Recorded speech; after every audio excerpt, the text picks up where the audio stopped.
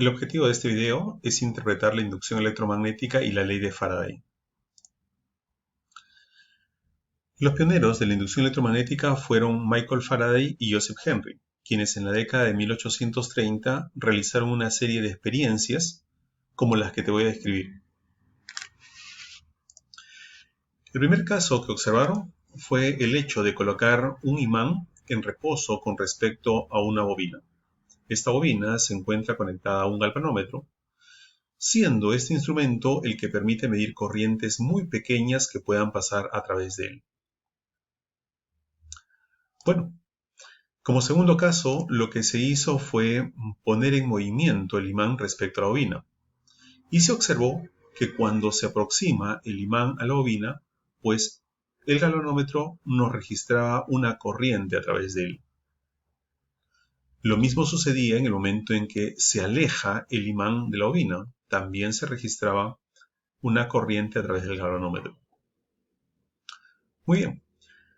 Para explicar el tercer caso, lo que tenemos que recordar es lo siguiente. Ustedes pueden observar en la figura por acá un solenoide, que viene a ser un alambre que está enrollado a través de un tubo de forma cilíndrica, cuyos extremos están conectados a una batería. La parte superior de la batería es positiva, por lo tanto me va a generar una corriente que va a venir en esta dirección, por acá. Tal como se indica por acá con esta pequeña flecha de color negro. Entonces, tengamos presente que el hecho de que una corriente circule a través de un alambre me va a generar un campo magnético a su alrededor. Como podemos observar en la figura, la corriente viene por acá de derecha a izquierda. Entonces, por la regla de la mano derecha, me va a generar un campo magnético que va a estar dirigido hacia abajo. Puedes verificarlo tomando una porción del alambre que tienes aquí en la figura. Te vas a dar cuenta entonces que líneas de campo magnético están saliendo por la parte inferior, dan la vuelta e ingresan en la parte superior. Quiere decir esto que la parte inferior se comporta como si fuese un polo norte y la parte superior como un polo sur. Es por eso que a esto se le conoce con el nombre de electroimán. Es un imán artificial. Bien, entonces en esta imagen, como puedes observar, tenemos por acá una bobina conectada a una pila, lo que viene a ser el electroimán, y que se encuentra en reposo esta primera bobina con respecto a la segunda bobina, la cual está conectada al galvanómetro. Al estar en reposo estas bobinas, pues no se va a registrar ninguna corriente en el galvanómetro. Pero observa qué es lo que sucede en este cuarto caso. Cuando se aproxima la bobina 1 a la bobina 2, se registra una corriente en el galvanómetro. Lo mismo exactamente va a suceder cuando la bobina 1 se aleje de la bobina 2, el galvanómetro va a registrar una corriente en sentido contrario. Bien, otra experiencia que se realizó es la siguiente. En esta figura tú puedes observar que tenemos una bobina 1 que se encuentra conectada a una pila y a su vez está conectada a un interruptor. La bobina 1 se encuentra parcialmente dentro de la bobina 2 y ambas bobinas se encuentran en reposo. Una vez más, la bobina 2, como puedes observar, se encuentra conectada a un galvanómetro que me va a registrar la corriente que circule a través de ella. Definitivamente que si el interruptor nos muestra abierto como se da en la figura, entonces no va a circular ninguna corriente a través de la bobina 1, en consecuencia en la bobina 1 no se va a generar ningún campo magnético y por ende no se va a registrar ninguna corriente circulando a través de la bobina 2 para que sea registrada por el galvanómetro. ¿Qué sucede ahora si cerramos el interruptor? Entonces, en el instante que se cierre el interruptor, pues la pila, nos va a generar una corriente que va a pasar desde un valor de 0 a un valor máximo. Ese cambio de corriente va a hacer a su vez que en la bobina 1 se genere un campo magnético. que también va a aumentar de una manera brusca desde un valor de 0 hasta un valor máximo de campo magnético. Esa variación del campo magnético en la bobina 1 en el tiempo va a hacer que en la bobina 2 se induzca una corriente, la cual va a ser registrada por el galvanómetro. Solo en ese instante que se cierre el interruptor. Si consideramos que el interruptor continúa cerrado, entonces la pila me va a estar generando una corriente a través de la bobina 1. La bobina 1 va a tener un campo magnético, es decir, se va a estar comportando como si fuese un electroimán. Pero como están las dos bobinas en reposo, uno con respecto a la otra, entonces no se va a registrar ninguna corriente en el galvanómetro.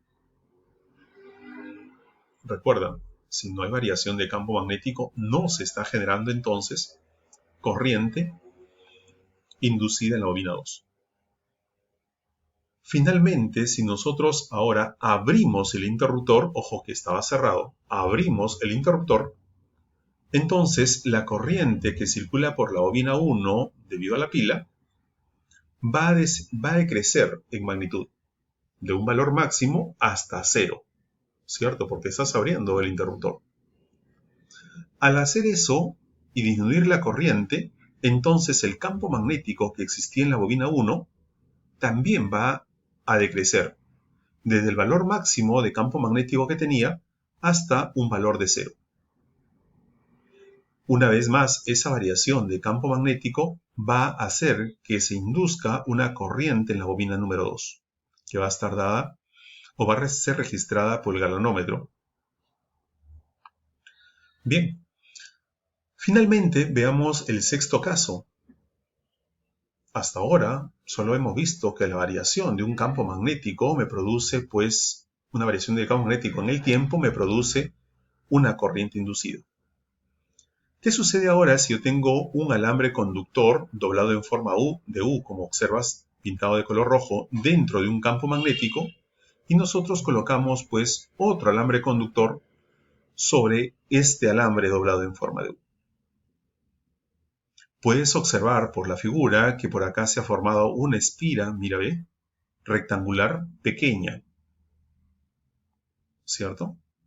Pero hasta ahí no se está cambiando el campo magnético, no está cambiando el área, no está cambiando nada.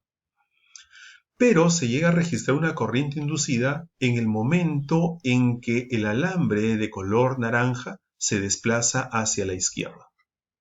Se registra una nueva corriente inducida. Te das cuenta que lo que se ha producido acá es un cambio del área de la espira. Mira, ve, esta área es más grande con respecto a la que la teníamos inicialmente. Bien, entonces el cambio del área me produce, el área de la espira me produce entonces una corriente inducida. Bueno, luego de realizar todas estas experiencias, Faraday llega a las siguientes conclusiones para poder dar una expresión matemática que nos permita encontrar la fuerza electromotriz inducida o voltaje inducido en la espira.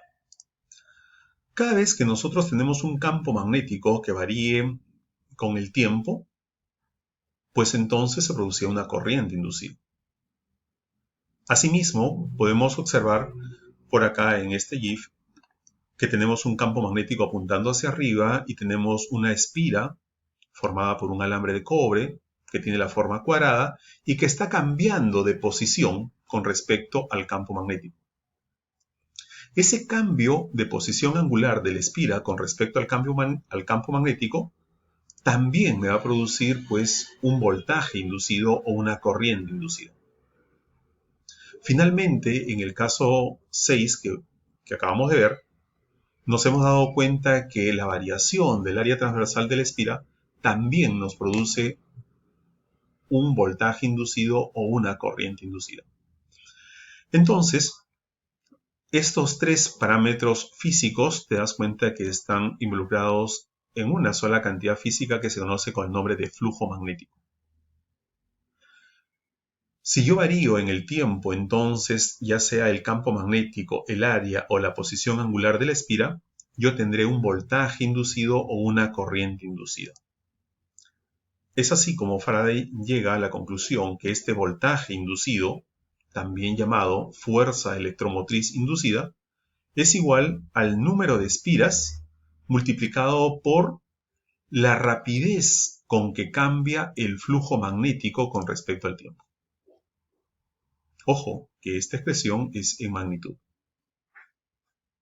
Entonces, tengan presente para resolver los ejercicios que para poder tener un voltaje inducido o una corriente inducida, debe estar cambiando el flujo magnético con respecto al tiempo.